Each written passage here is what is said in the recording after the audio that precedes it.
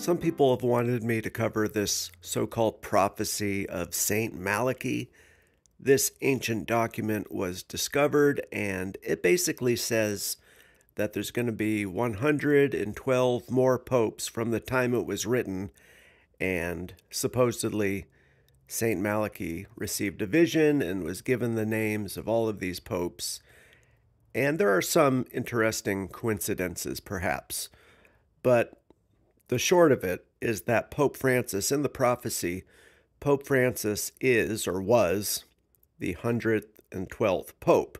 So according to this prophecy, if it were true, Pope Francis would have been the last Pope. Here is what Malachy said about Peter the Roman, or Francis supposedly.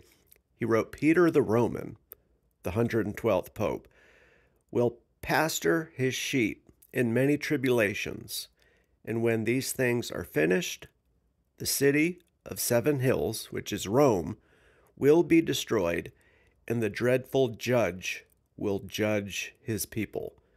The end. So according to this prophecy, Francis was the last pope of the Roman Catholic Church. So, is this prophecy true? I don't believe it's true. But if it were to be true, there would not be another pope elected. But you know how people are with prophecies. This prophecy is so vague. It's sort of like Nostradamus. Yes, it's very vague. If you want to believe it, you have to read into it and interpret it this way to make this, that. And yeah, you really have to massage the language, if you want to put it that way. But some people are saying, because another pope is going to be elected soon.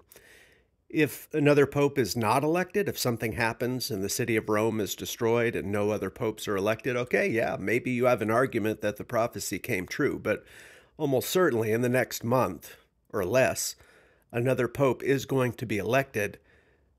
But now this is what some people are saying. Well, another pope is going to be elected, but Pope Francis really was the last pope. So this next pope isn't a real pope. He's going to be like the Antichrist or something, or the false prophet. Anyways, this is my take on the Saint Malachy prophecy.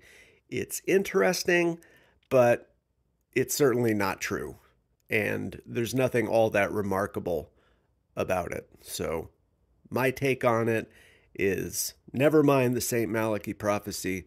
Make sure you're saved, that you believe the true gospel of Christ crucified and risen for the remission of sin, salvation by grace alone, through faith alone, in Christ alone. You need to trust in Jesus 100%.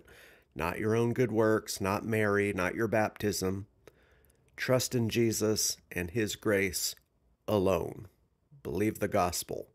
And then get baptized and join a good local Bible-believing church. That's what people need to worry about. That's what people need to do and be concerned with. Getting saved, believing the gospel, living for Christ. This Saint Malachy prophecy, let's just see what happens. But no, I do not believe it's true. Not at all.